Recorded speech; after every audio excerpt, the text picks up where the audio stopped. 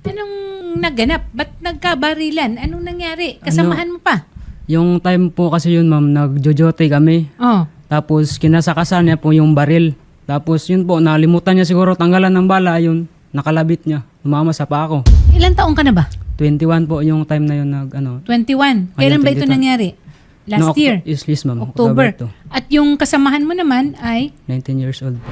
nung na-aksidente ka, sabihin na natin, hindi naman kay away, klaro naman, Hindi po. hindi away, talagang, aksidente. Tumulong naman siya nung wala ring maitutulong. Wala din po, ma'am. Okay.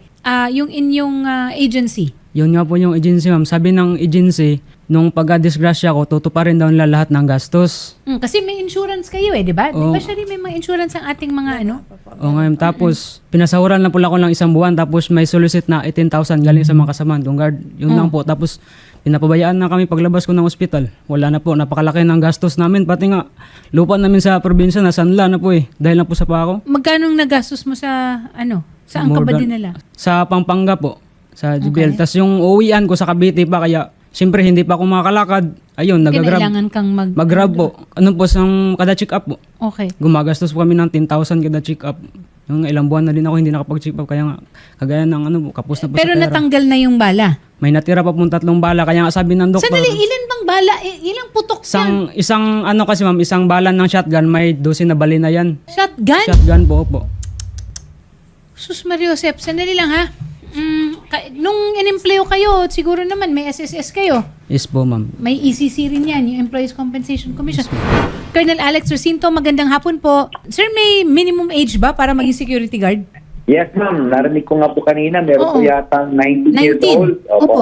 Opo. Although ang po natin, minimum is 18, kaya lang po, ang 18 po to 21, below 21, Yes. ito po yung mga watchmen na hindi po pwedeng magkaroon ng issued firearm habang nag-duty. Ayun.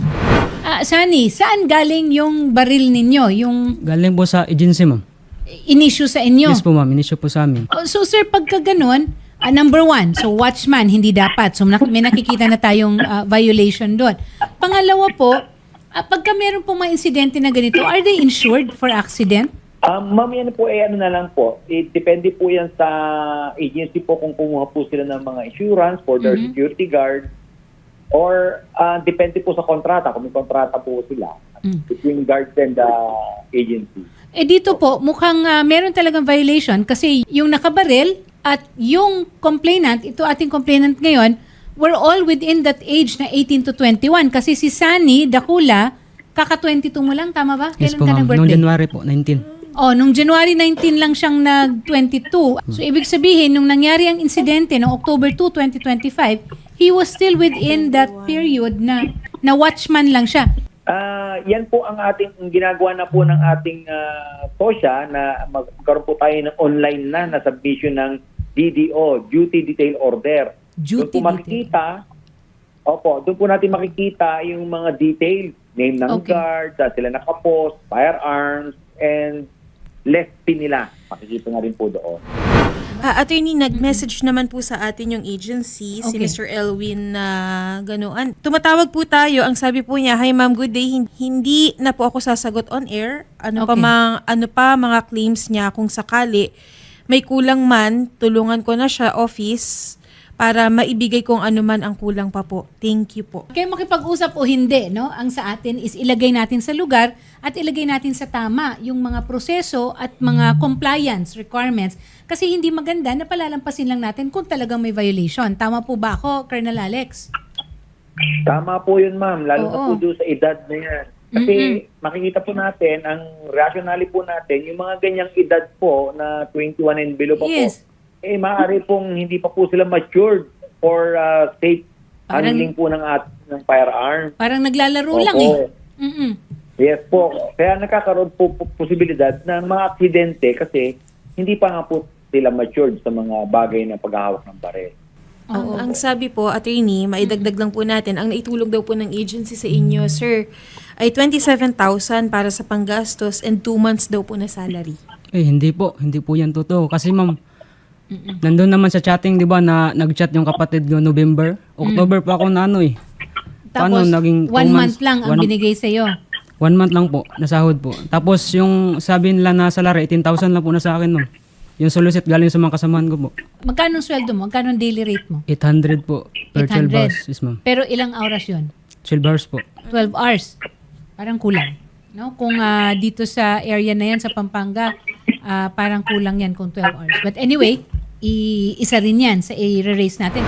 Attorney Kaima Villa Velasquez. Ma'am, meron po bang matatanggap sa ECC itong ating CQ na nagkaroon ng hindi magandang insidente? Definitely, Attorney Aina. Alam mo, yung regardless kung may kasalanan or wala, yung security agency, di ba? Nag-hire Yes. sila ng hindi pa dapat hustong edad at binigyan siya ng weapon. Hindi po tinitignan ng Employees Compensation Commission yung mga circumstances ng pagkakaroon po ng aksidente. Kasi po, nandito po kami para talaga po magbigay ng benepisyo para sa kanila. So, sa kwento po ni Sir Sadi kanina, Yes. definitely po, naka-duty sila. Definitely po nangyari habang sila ay nasa trabaho, dapat po mabigyan talaga sila ng benepisyo, Attorney Aina. Yun. Paano po niya ifa-file sa inyo, ma'am, ang kanyang claim? Kung confident po ang security agency na hinuhulugan po nila talaga ng SSS at kasama po dito yung EC contribution po ni Sir Sunny, Oo. definitely po member po siya ng ECC at makakuha po siya ng benefit. So wag po silang matakot kasi po ang pag-trigger po ng pag-file po ng claim sa mga ganitong insidente ay HR officer po ng security agency ni Sir Sunny. Hala. Binabawasan ka SSS? Is po, ma'am. Binabawasan ka. O, so, dapat meron silang Kada hulog. sahod po. Dapat po, magandang balita po yun. Kasi ma'am, hindi po kailangang saluhin ng security agency at hindi po kailangan mag-solicit para po mabigyan ng lunas yung mga Yun na nga. pagpagamot at pag-rehab sa ni Sir Sunny. Kailangan lang po talaga i-file po yung claim. Kasi po may SSS sickness, may EC sickness din po. At Ayun. rehab services, pati po reimbursement po ng medical expenses na nagastos.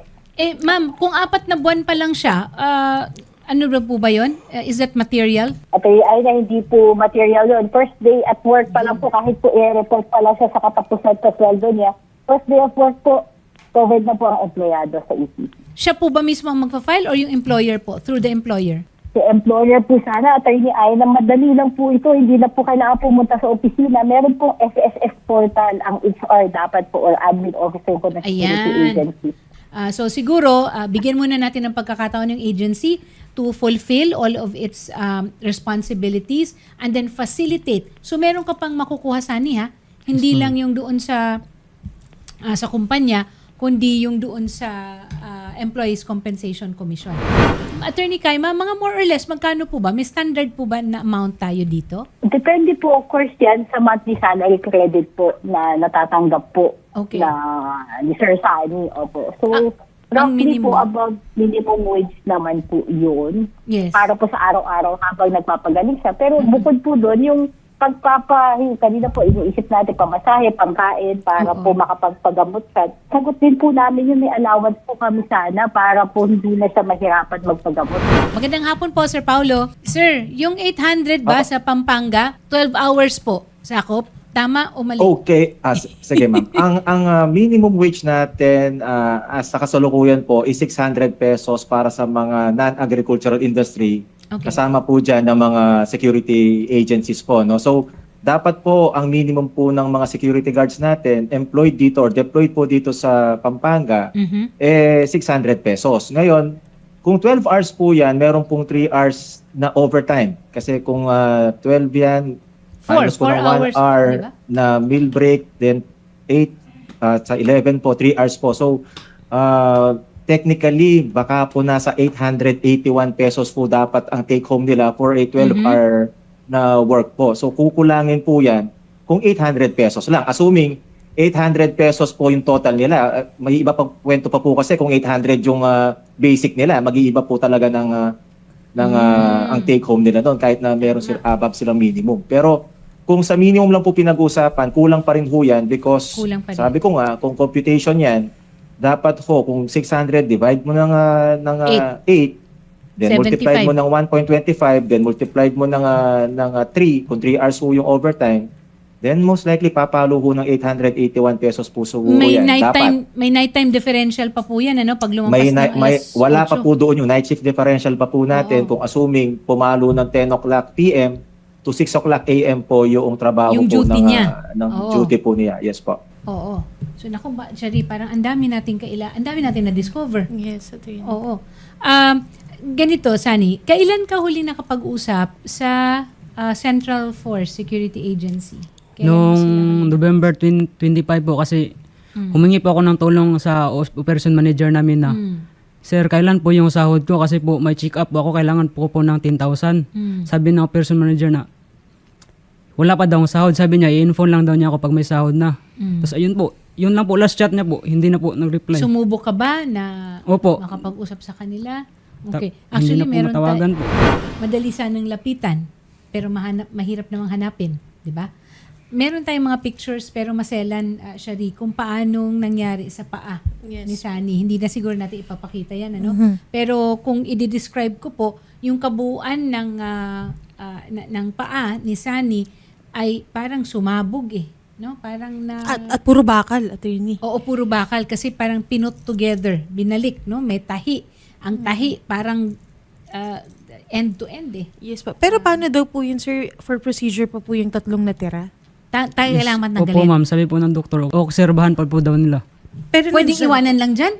Obserbahan po na yung hanggang sa, yun po sabi, may second operation daw daw, kaya obserbahan po nila. Kailan daw po yung second operation? Kaya nga ma'am, hindi na nga po nakapagpa-check up ma'am kasi nga, Hindi, pero kailan daw po, sir? hindi nga po sinabi ma'am. O, kasi hindi pwedeng magtagal yan Observe. dahil baka mamaya mabalot na yan nung laman at ng muscle or ng cartilage doon. Nagpapakadoktor ako. Abogado naman ako. Pero siguro isa yan din sa matutulong natin kay Sani, no? PGH or isa sa mga tanggapan, isa sa mga government hospitals natin na magagaling rin naman talaga.